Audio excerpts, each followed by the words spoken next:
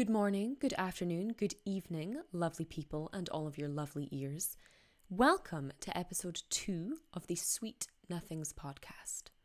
If this is your first time here, I can assure you that this is about to become your new home of relaxed, funny and informative chats about the love of eating. Here we'll talk about the latest food trends, controversial opinions and all things edible. If we have never met before, my name is Kelly and I am the writer, baker, video maker and content producer behind everything to do with Maverick Baking, the food blog, the YouTube channel and all of the associated sugar-coated social media. It's lovely to meet you. In this episode, I want to kind of focus on the very wide-ranging topic of whether the pandemic has changed the way we eat. But of course, before that, I want to talk about all of the latest food gossip and all of the nonsense that is going on in the culinary world while most of the planet is still locked up indoors. But before we get into the meat and potatoes of today's episode, I wanted to say a quick but very, very heartfelt thank you to how well received episode 1 of the Sweet Nothings podcast was. I wasn't really sure if this is something I would record and then quietly bin in the hope that the internet would never resurface it to shame me. But it's turned out to be something that people actually quite enjoyed, which is a nice feeling. So I'm hoping that it's not all downhill from there. But I think it's about time we get into this month in food. Now, while last month we spoke a lot about kind of TikTok food trends and some of the ridiculous things that social media produces, we've actually gone a little bit more kind of old school in our food drama this month. A couple of big names have been making big noise, and of course we've had some nonsense following the Easter period, of course. If you are on Twitter, if you read any kind of mainstream news in the UK, or you just have a particular interest in insect-shaped cakes, you might have a particular interest in this month's biggest food drama. Now, this one, for any non-UK listeners, might be a little bit baffling, but I think it gives a real and true insight into the state of this daft little island that I'm speaking to you from. Two enormous supermarket giants here in the UK are actually engaging in opposite sides of a legal battle over a chocolate cake shaped like a caterpillar. And honestly, I could probably stop recording the podcast here and it would still have the same effect. So let me kind of rewind to the early noughties for you. As a child, and as many children born in the kind of mid to late 90s as I was, a caterpillar cake was an incredibly common occurrence. Now, for any non-UK listeners or viewers or, anyone who perhaps had parents who knew how to bake, so didn't subject you to this kind of thing. Mum, if you're listening, don't. A caterpillar cake, as any video viewers on YouTube may be able to see at the moment, but if you're an audio listener, let me set the scene for you. A caterpillar cake is essentially a kind of chocolate roulade. It's a long roll of relatively dry and nondescript chocolate cake with a kind of basic chocolate icing rolled up in between the rolls of cake. It's then coated with this kind of semi-hard but still sliceable chocolate coating, somewhere between, the shell of a chocolate truffle and a kind of chocolate ganache. And then it's got a white chocolate, inverted commas, caterpillar face stuck on the front of it. I have no idea why this is a thing. But as I'm sure you can imagine, this is, or at least it was when I was a child and we didn't have, as much internet or video games to entertain us. This was a big hit at a kid's birthday party. It's easy to slice. It's a good sharing size. They typically served anywhere between 12 and 20 slices, depending on how young your eaters were.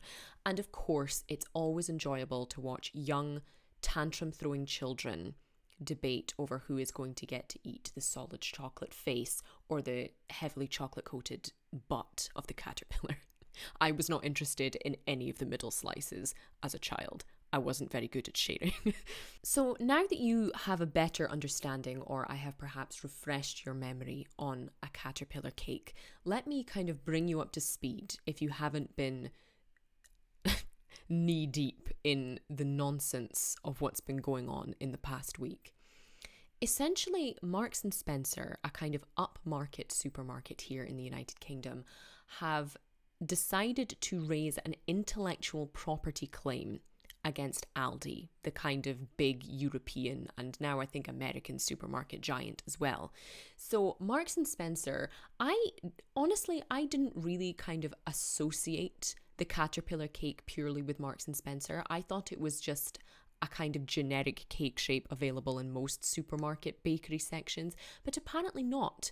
And someone has even given the Marks and Spencer's giant, Colin the Caterpillar, his own Wikipedia page. He literally has quite an extensive Wikipedia page, I might add. And it's, it talks about all of his variations.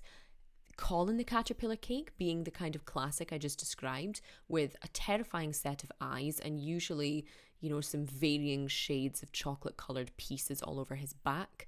It lets you know that there have been 15 million Colin the Caterpillar cakes sold since it was first introduced in our holy year of 1990. And there have been a ridiculous amount of variations of Colin the Caterpillar. Let me just tell you, in case you've been busy having a life while all this was going on.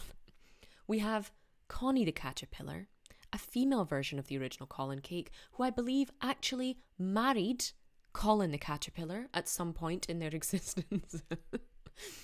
You can order a personalised Colin the Caterpillar that can serve up to 40 people. There was a 25th anniversary Colin the Caterpillar cake. There was a Count Colin the Caterpillar cake for Halloween. A Christmas Colin the Caterpillar cake for Christmas. A Count... I can't believe I'm saying this in public. You can buy a packet of Count Colin gummies. So this is actually nothing to do with a caterpillar or a cake. It's just a vaguely Halloween relevant caterpillar themed sweet. And you can now buy just tiny packs of solid white chocolate faces to mimic the front end of a Colin the Caterpillar cake. It is all the absolute pinnacle of unbridled absurdity. But that is what most of British food media is. So now that I have introduced you to Colin the Caterpillar, let me introduce you to, on the other side of the ring tonight, Cuthbert the Caterpillar. Now, this is Aldi's offering. Aldi being another supermarket giant, of course, and one we all know and love for basically doing everything other supermarkets do, but more cheaply and more accessibly. So essentially, Aldi had the utter audacity to release Cuthbert the Caterpillar, which, as I'm sure you have used your brains to work out, is basically a carbon chocolate copy of Colin the Caterpillar. And Marks and Spencer have not just decided to take to social media to kind of express their displeasure with this. They've actually raised legal action. They have taken and lodged an intellectual property claim against Aldi in the United Kingdom High Court this week. So Marks and Spencer actually has 3 trademarks in place relating to Colin the Caterpillar. I'm as surprised as you are, and I actually have a law degree. And Marks and Spencer claims that because of these trademarks, obviously, and because of Colin's enhanced distinctive character and reputation, that Aldi should have any right to kind of mimic that removed. And this is a crossover of both my kind of professional worlds, and I've been a little bit obsessed with this in the past week.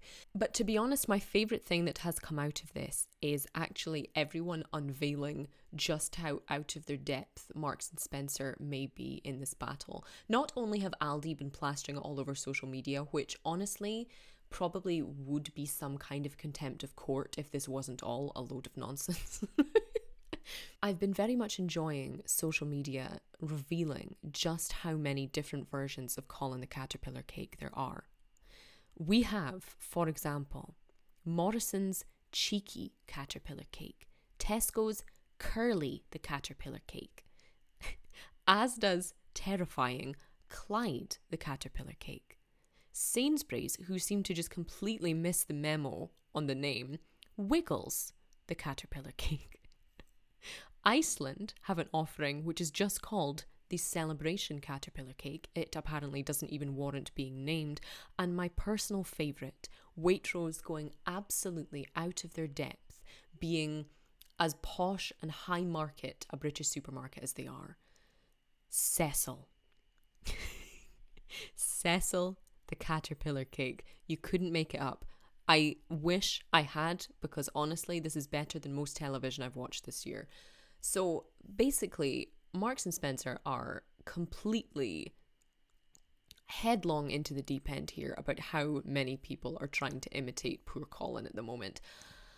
And it's all quite ridiculous. Marks and Spencer have been ramping up enough the kind of marketing around Colin this year with those little white chocolate faces, and they've been going absolutely ham on their Percy Pig marketing this year as well. I really don't get it. I do not really have anyone I'm backing to win this court case, but do let me know via social media or down in the comments if you are watching on YouTube. Who do you want to win this Money in the Bank wrestling match? Moving on from the kind of light-hearted nature of Colin the Caterpillar and everything to do with him and his various strangely named cake caterpillar friends, Starbucks have put my teeth on edge in more way than one this month by launching a bubblegum Frappuccino for 1 week only, as if that wasn't long enough. Likely any listener or viewer in any country at the moment will have come across Starbucks and some of their shenanigans, and I know that Starbucks do have different recipes and different menus in each and every country, but they tend to find a way to deeply trouble and disturb us by coming up with some ridiculous new variant on a Frappuccino every single year, instead of sticking to what they're good at, which is heavily flavoured coffee for people who don't like coffee that much, or people who just need one quickly. Instead, they've decided to produce this pink and blue monstrosity. Now, to describe it to you, if you're just listening to my voice whispering sweet nothings in your ear, this is a blue drink. I'm talking, not even a sort of semi-appetizing duck egg blue. This is a full aquamarine drink with extra blue bits sprinkled through it, which I'm guessing is some kind of flavouring. It's then topped with a white cream stuff and then sprinkled with pink stuff. I genuinely could not look at this and tell you what is inside it. So I'm glad that they have described it for us, because I would be none the wiser if not. So, to clarify, a Frappuccino is typically a blended iced drink. The classic flavours include chocolate, strawberries and cream, and if you've never had one before, you can have them with coffee and it's like a nice, sweet, refreshing iced coffee thing, or you can have one without coffee, in which case it's basically ice cream that you suck through a straw. It's delicious, of course, there's nothing about it that wouldn't be delicious, but Starbucks have now released from the 10th to the 17th of April. So I'm afraid if you're listening to this, you've probably missed it. That's how uncaring the world has been about this monstrosity. Now that you have missed it, let me tell you about what you did miss. You missed a bubblegum flavoured Frappuccino, topped with whipped cream and pink popping candy. I'm done. I love sugar as much as the next bitch, but nothing about this makes me want to put it in my mouth. Nothing at all. And that's all I really have to say. I really don't understand who is buying this for anything other than views or for social media likes, because it doesn't look good. It probably doesn't taste good. And I'm saying this as someone who would quite happily smash 3 Frappuccinos in a day when the sun is out. It's really not for me. Plus, they start from £3.30. You could get 3 ice creams for this price. They would taste better and be more satisfying than this beast. So a little bit of nonsense aside, at the start of this month of April, we all had Easter. If you are in a Christian cultured country or you celebrate anything to do with Christian holidays, anything like that, or you've just ended up somewhere where they love eating chocolate eggs. Easter always brings with it some kind of shenanigans when it comes to food, and none of them have made me very happy this year, I'll be completely honest. So the main thing is just the recurring horror of this Easter egg cheesecake thing. Now, let me just kind of describe this to you in case you haven't come across it yet. Now, I know many people have tried it, and I know many people have liked it. In fact, the lovely writer and creator behind A Mummy 2, Emily Leary, actually got in touch on Twitter to defend to me the Easter egg cheesecake. And you know what? She did sell me on it a little bit. Hers does look much better than others I've seen, but I still have quite strong feelings on these things. For anyone who doesn't really know what I mean by an Easter egg cheesecake, I don't just mean a cheesecake in the shape of an Easter egg. I mean an Easter egg, a chocolate Easter egg, your standard size, that has been halved so that it's kind of, a half shell that people then fill with digestive biscuits, butter, and cheesecake filling. Flatten it out and decorate it with things. Now, last year, I did see a few people doing this. I saw food bloggers doing it and a few people jumping on the trend. I totally get it. It's kind of clickbaity. It's enticing to look at. I understand. The practicality of eating this thing gives me a headache. I don't understand whether people pick it up like, a slice of pizza and bite into it like some horrific cheesecake chocolate pie. I don't know if you slice it and serve it in slices. I don't know if you eat the cheesecake with a spoon or a fork and then just eat the shell. I really don't know. And I have no interest in trying. As much as I love to be open-minded about things in this world, I'm not buying this one. I'm just not. This year, I've even seen people base whole businesses around this. And while I do have to admire that, especially in this year when we are all struggling for money more and struggling to find things to do in lockdown, I do appreciate the entrepreneurial spirit, but I just cannot get on board with these. But if you have had one, and if, like Emily, who is passionate in her defense of these, which I love because someone has to be, and hers do look better than many others I've seen, do let me know if this is a trend you like, if it's one you've tried, and I'm just being a bit of a grouch about it. But just give me a regular slice of cheesecake with an Easter egg melted over the top any day instead of this, please.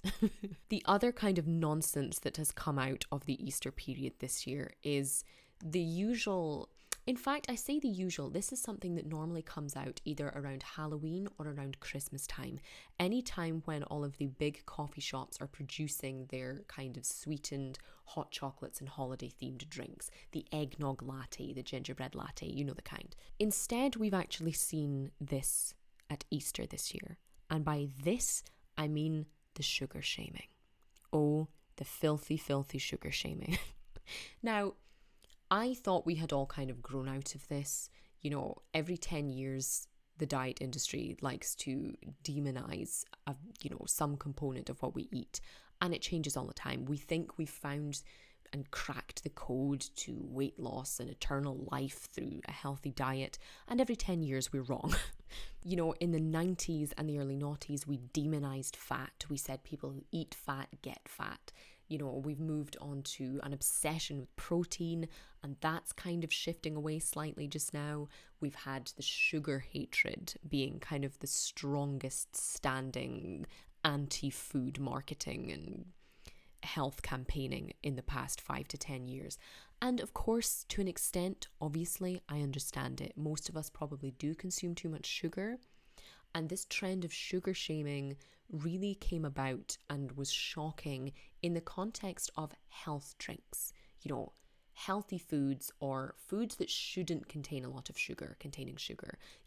the smoothies that had the added sugar, or the smoothies that contained the same amount of calories as Coca-Cola, though obviously there are more intricate health debates to be had within that comparison. And similarly, we found out that, some bread products contain more sugar than we expected, or pasta sauces, things like this, when, people do forget that sugar is a preservative and does actually have a scientific purpose beyond our taste buds, but that's not the point I'm getting at here today. What really got my goat about the sugar shaming of this Easter period was this video that kind of went viral. It went viral mostly on Twitter, I believe. And it's some guy basically spooning out 1 spoonful of sugar for each spoonful of sugar contained in a Cadbury's cream egg. Now, let's just rewind for like 4 seconds here. What is a Cadbury's cream egg, ladies and gentlemen? A Cadbury's cream egg is a milk chocolate shell. A thick, sweet milk chocolate shell filled with fondant icing. It's filled with a sugar fondant. That's what it is. That's what it's literally sold as. And for some reason, this video that was going absolutely nuts on Twitter, and people either being, completely unsurprised or being utterly shocked, basically just involves this guy spooning out, I think it's something like 6 teaspoonfuls of sugar. Now, fine. I guess the idea is that it's a lot more horrific to see the spoonfuls of sugar than it is to see this lovely little foil wrapped treat. And I get it. It's a campaign to try and make us feel guilty about ever being allowed to enjoy things in life, especially in 2021 when we're not even allowed to, go and hug our own mothers. God forbid we have any happiness.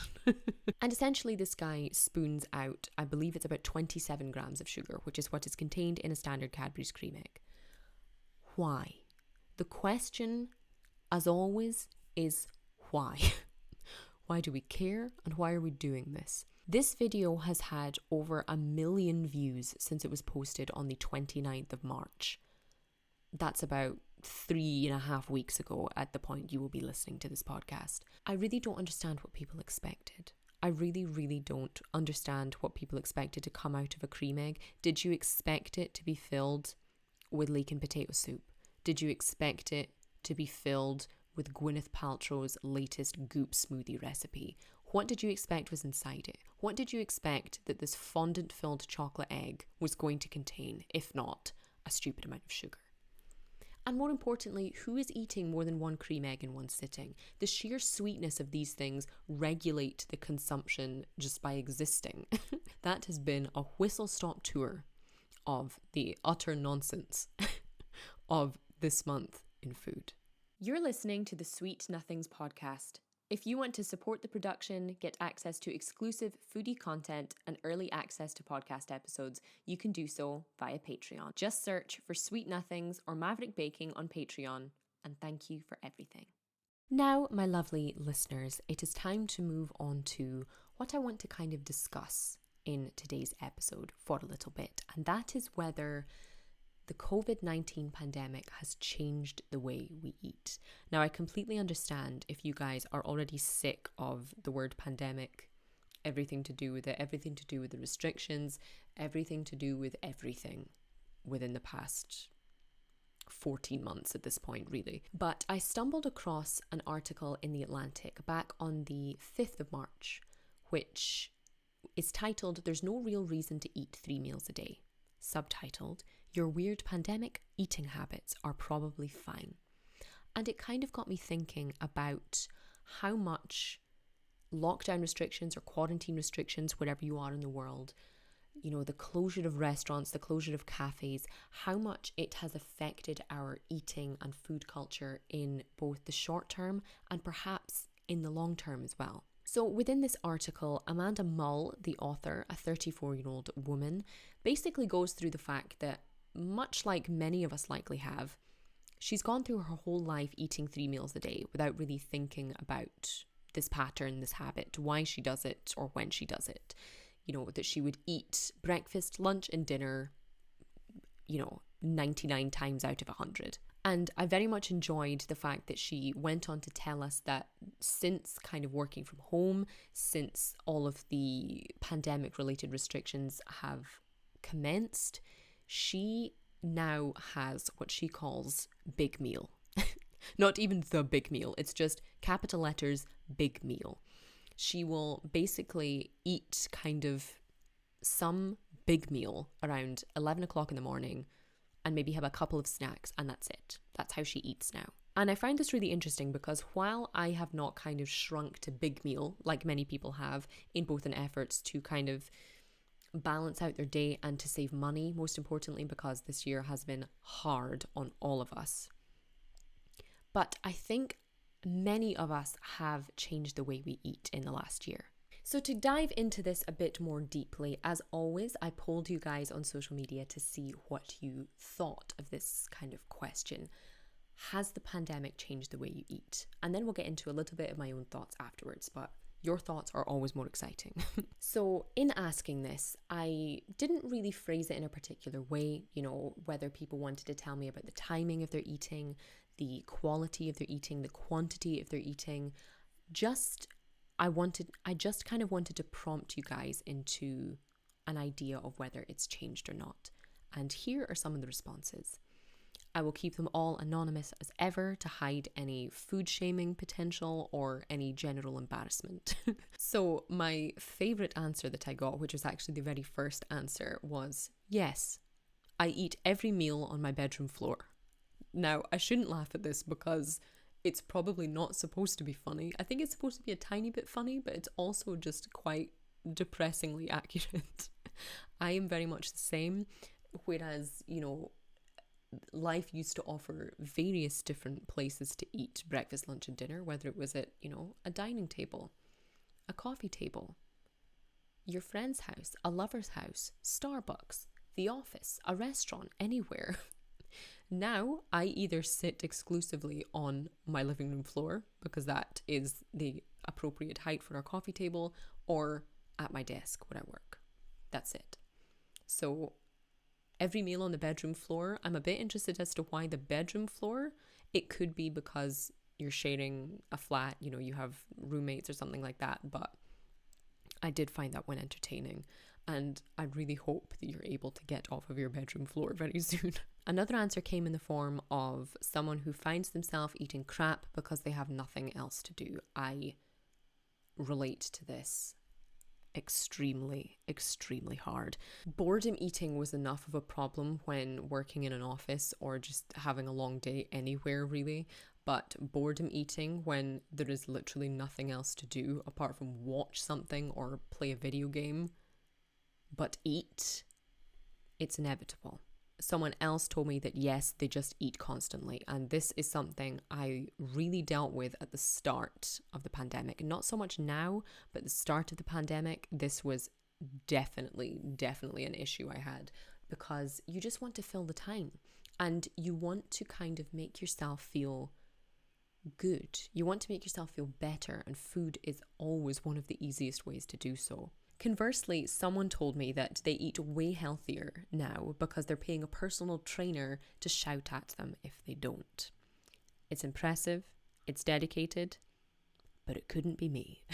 Someone else replied to let me know that they are eating more nourishing meals and enjoying cooking more, being a perk of working from home, I guess. This is definitely one I have fallen more into as well. While not everything I eat is necessarily more nourishing and healthy, upping the cooking I think has definitely not only saved money, but probably also forced me to eat more vegetables than normal. And I really enjoyed reading this reply, actually. It's not a kind of saddening reply. It's one that is looking at the bright side of everything that's going on, which is incredibly hard to do. Along a similar vein, someone else is eating more fruit and drinking more water. Again, impressive, but couldn't be me. I'm actually drinking a lot less water than I used to. In the office, I used to get up kind of every 20 to 30 minutes to go and get a cup of tea or a coffee or a glass of water, whereas now I don't need the same kind of distraction because I'm already at home with my favourite distractions. So I've been really struggling on the water front, actually. Another responder said they are locally focused and trying more things, and they're trying far more pastries. The pastries part, definitely relatable. And being more locally focused, I think, is definitely one that other people will be able to relate to, depending on where they live in the world, of course. I think this whole lockdown situation has made us realize how much we can help the little guys out when it comes to takeaway food, when it comes to small food businesses and things like that. I think it's been really good to be able to support that. And the farm or pastries thing, of course, why not? Along the kind of locally focused line of thinking, someone else has said they are having more takeaways under the reasoning of supporting small local businesses. This was definitely me right at the start of the pandemic. Basically, twice a week, at least, I would be, if not ordering, then definitely considering ordering something from a local business nearby, whether it was a local pizza place, a local Chinese restaurant, a local kebab shop, anything like that. And of course, having a few friends in the kind of local foodie scene, if you will, also kind of pushes you to try and support them in the best way you can from a distance. So even though this is mostly just an excuse for more takeout food, it's a very good excuse for it.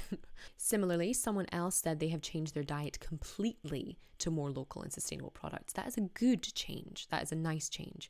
Someone else saying they have been more experimental in the kitchen, which I think is also very good. I have found myself being a bit less experimental in the kitchen just for the sake of comfort, but cooking is definitely something that I'm more focused on. Someone else replied with another fantastic response, which just said, way more butter. Someone said they haven't changed their way of eating at all. Someone has said, no, they haven't changed at all. They are still a pig. And you're not a pig. We all love food. We're literally hardwired and physically designed to love food. You can't call yourself a pig for that. Someone said their chocolate consumption has increased dramatically. This is definitely one I am on board with because chocolate is always present in my flat and always present in my mouth. Someone said they have one day of eating healthy followed by a week of eating anything and everything. They do say it's all about balance. That might not be the balance you're looking for, but it still sounds pretty balanced to me. And you're self-aware with it, and it sounds like you're at least having fun in those weeks of eating anything and everything. Along a similar line of kind of the sound of guilt, someone has said that they eat like the world could end at any moment and usually regret 35% of their meals. This one makes me a little bit sad. I understand it's probably kind of poking fun at itself in a way, but I think the regret and the guilt around food is one that will not have been made any better by COVID. And finally, a slightly more lighthearted one, someone saying they are way more relaxed, definitely mixing it up and trying new things. So on the whole, I wasn't really sure what we would kind of have as a result of people's views on this, but definitely mixed, and an interesting mix at that. As I'm sure a lot of you probably feel, my diet has definitely been changed by the pandemic, and it's been a real roller coaster over the past 14 months. At the beginning, when the gyms closed and when it was looking like things were only going to last 3 to 4 weeks, she laughed naively with terror at the back of her eyes. Everything felt like that week between Christmas and New Year. When, if you celebrate Christmas, when basically you have loads of leftovers, loads of time on your hands, generally speaking, unless you work in retail, in which case my sympathies are with you. I have been there. And you don't really have anything to do with yourself. So all you do is stuff your face in the knowledge that you'll probably, deal with any consequence come January. Now, basically we haven't really stopped. So instead of that one joyous week between Christmas and New Year, it just kind of constantly went on.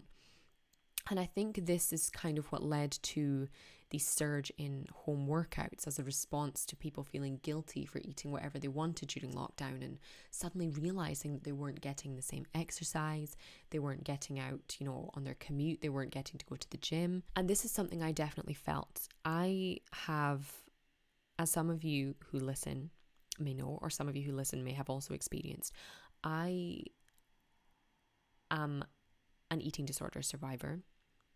I've had various forms during my life, which is something we can get into at a later time. It doesn't really feel this appropriate. We hardly know each other yet, but we'll get there soon. As someone who is an eating disorder survivor, the pandemic within the first kind of 3 months really amplified these issues that I thought were further back in my brain than they actually were. Without wishing to get too grim and grisly, of course, this is a podcast of me whispering sweet nothings in your ear, not, the details of my demise. It was difficult. It was very difficult at the beginning. There was the constant fear of, oh my God, if I just sit around all day and just eat whatever I'm hungry for, it's going to be ridiculous. Things are going to get out of control. I'm going to be so unhealthy. But, we all kind of thought this, forgetting that the human body is incredibly resilient to the point that, guess what? It knew how to adapt to this new way of living.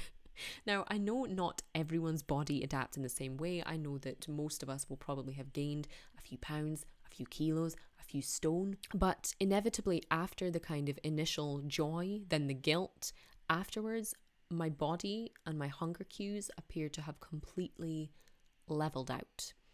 And I managed to kind of get back into my healthier way of thinking, in which food does not have to relate to your weight all the time. And I think the pandemic hyper-focused this. We were already in the UK, in the US, in much of the English-speaking world, we were already hyper-focused on weight, hyper-focused on our diets, hyper-focused on the kind of things we ate. I think lockdown and quarantine restrictions amplified that initially, because all we were left with was ourselves in our houses with our clothes that might not fit as well anymore. But I managed to kind of get myself back into a healthier mindset, as I think a few people have, as some of those responses said. A healthier mindset of, your body is literally just getting you through this. We just have to get through whatever we're getting through at the moment. And our weight, our diets are really not that important in the grand scheme of things as ever. So I found myself generally not particularly hungry these days.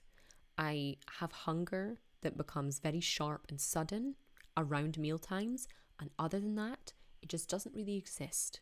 Now, this is very strange. I was someone who used to do a lot of walking. I used to probably walk for about an hour a day, and some days a week I would also go to the gym for about 45 minutes. Now, I am absolutely not the peak of physical fitness, never have been. I am a scrawny runt of a human being, but I had a huge appetite pre-COVID because of all the walking, because of some weightlifting and some strength training. But my appetite, thanks to my body expending fewer calories, my appetite has shrunk to what seems to be just enough to kind of get me by, perhaps gaining a few ounces, a few pounds every few months rather than weeks, as it may have been at the start of the pandemic. I'll find myself having a tiny breakfast and some coffee, a relatively humble lunch, a snack of something sweet, obviously, and dinner. And the snacking is generally always simply because I have baked goods or chocolate in the house rather than out of necessity. And this is the first time in my life I've ever felt like this, because generally I have had a big appetite for most of my adult life, at least. And I would love to hear from you guys if that's the case as well. Some people seem to be kind of just eating nonstop and snacking and grazing. I love the concept of big meal, like we heard about in that Atlantic article. I think that's probably a very practical way of doing it. And as I mentioned on the money front, I know a lot of people have been kind of incorporating that, or at least 2 meals a day perhaps, as a kind of money saving measure rather than just eating habits. I'm sure many of us have a limited shopping budget, though have also saved money on any kind of takeaways or restaurant experiences we might have had. Typically, we didn't get kind of takeaways much before the pandemic. We would have eaten in a restaurant or a cafe 2 or 3 times a week.